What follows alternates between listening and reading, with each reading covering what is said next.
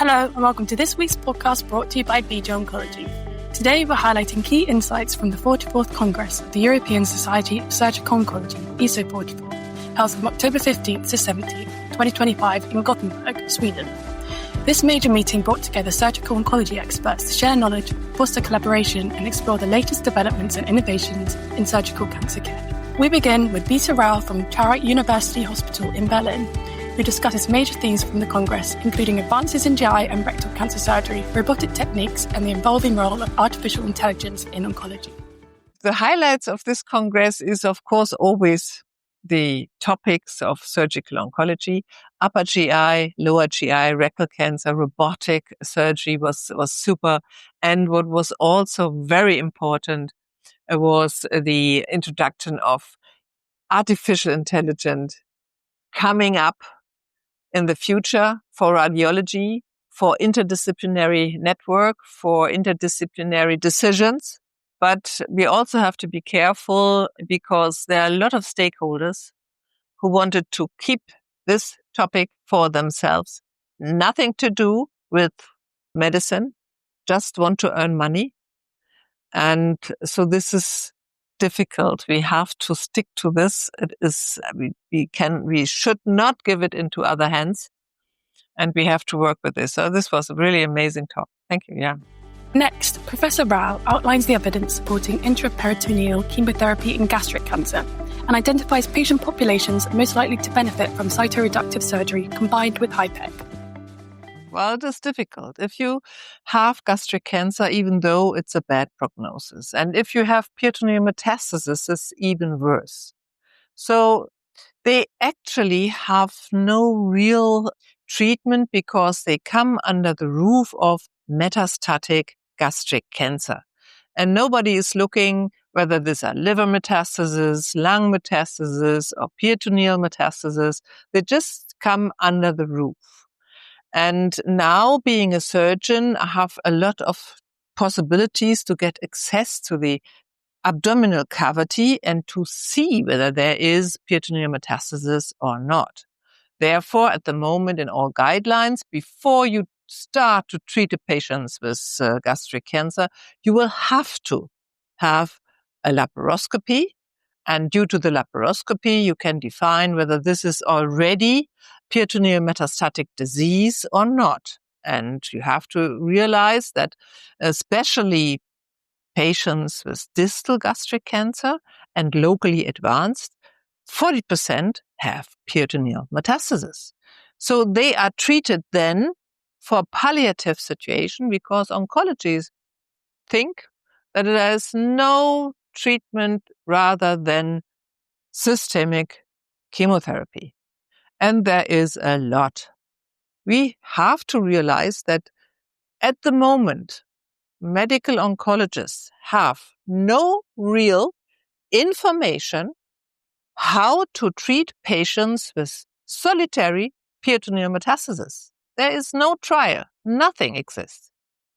And therefore, it is really important to give them information about what is possible with cytoreductive surgery and HIPEC, so intraperitoneal heated chemotherapy, not in the normal way with systemic treatment, but also locally on the top of the tumor, which is then perhaps really helpful. We have the gastric trial. We have some randomized trials. There's one bad one, which really is the Renaissance trial. It does not deliver any information about this topic. But this is what we have to realize. There is the possibility to give intraperitoneal chemotherapy in several kind of ways. We have the HIPEC, we have the PPAC, we have intraperitoneal chemotherapy via port system.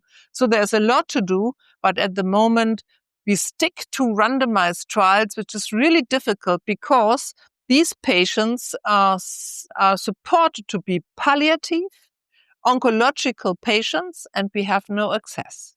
So we will never get real good information for this. There is a randomized trial done in Asia, the Dragon style trial, And they could demonstrate that they have significant better results if you have intraperitoneal chemotherapy in these patients. So we have to get a new situation for these patients. Marco Fiore from the IRCCS National Cancer Institute in Milan shares insights on the evolving surgical approach to retroperitoneal sarcoma, emphasizing the importance of comprehensive resection and multidisciplinary collaboration. The surgical approach to retroperitoneal sarcoma is a very hot topic. It has been changing actually over the last years. So it's very important to have some education and training also. So this kind of approach that is very specific to a rare disease like retroperitoneal sarcoma that accounts, for example, in Italy for no more than 400, 500 cases per year. So it's a rare tumor. Beside that, the approach is specific because from the technical point of view, these are not organ tumors. They just grow wherever within the abdomen, within the spaces, and the retroperitoneal space is just difficult and sometimes challenging to be approached. More importantly, we found out over the last years that the best local control of this disease is reached when you offer a very extensive procedure that we call a comprehensive retroperitoneal resection. That means that you can reset also surrounding organs to the tumor, regardless they are directly invaded or not by the sarcoma. This applies especially for liposarcoma that are the more frequent histology encounter. It's a little bit different in case of leiomyosarcoma, that is the second one.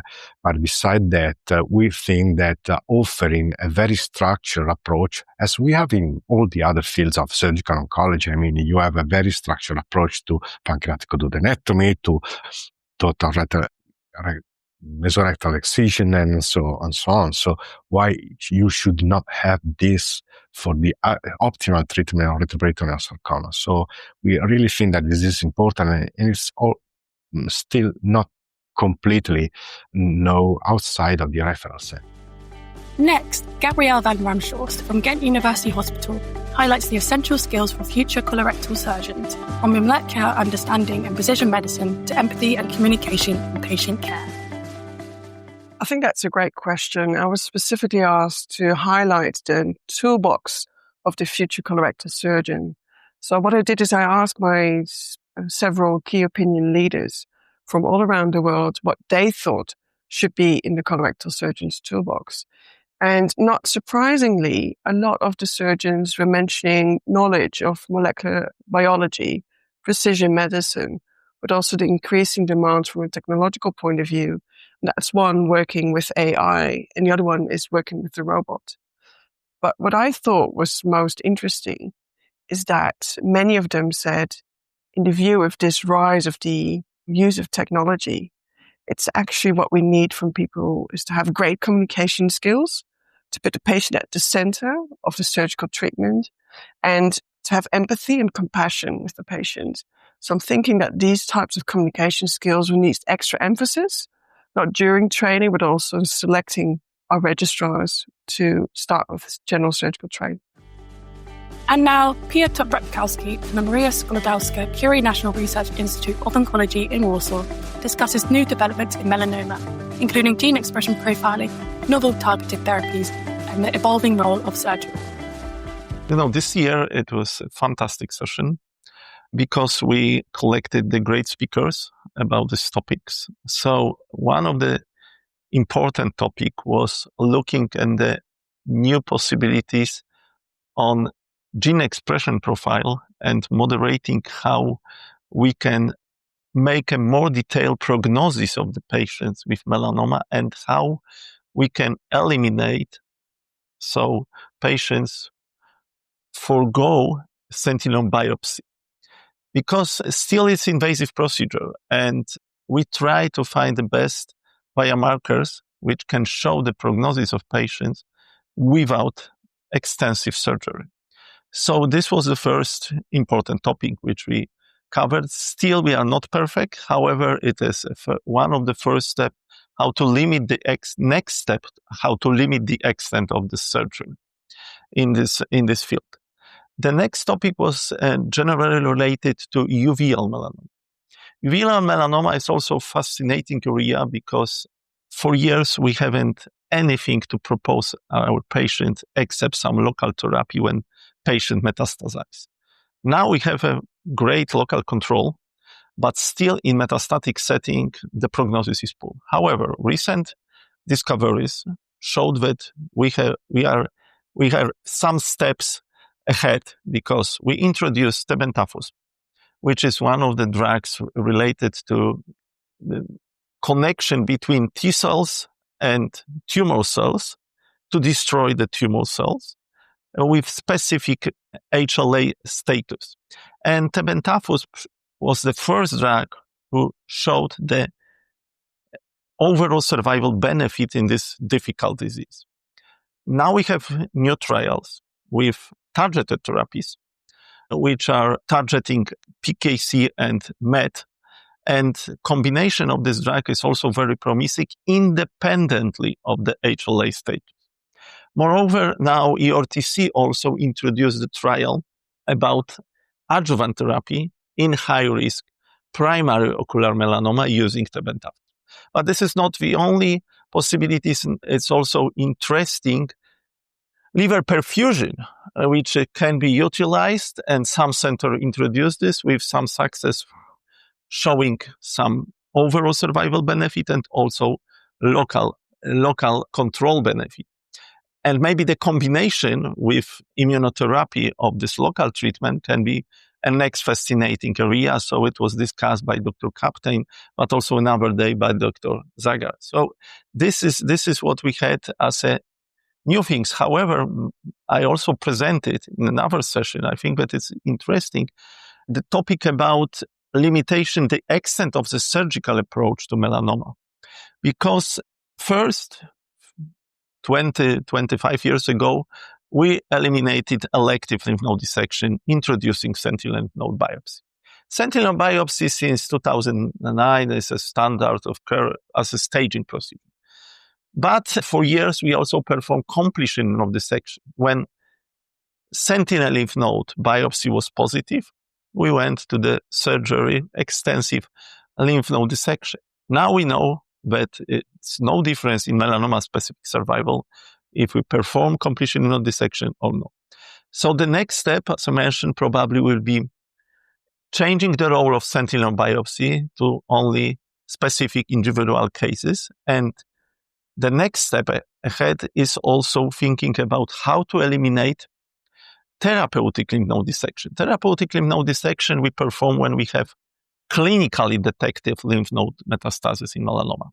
But now, when we introduced neoadjuvant therapy, and in many countries now it's reimbursed, NADINA or SWOG style neoadjuvant therapy, so preoperatively given 2 or 3 cycles of immunotherapy, it means that according to PRADO trial results, maybe in the nearest future we can only remove the index lymph node after neoadjuvant immunotherapy. And if this index lymph node shows that it's pathological complete response, it may be not necessary to perform therapeutic lymph node dissection.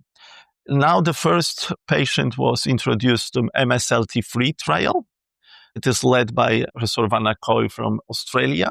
And this is the trial directed to answer this question: should we perform any further extensive procedures after neoadjuvant therapy if the patient in the index node have a pathological complete response? So there are several fields.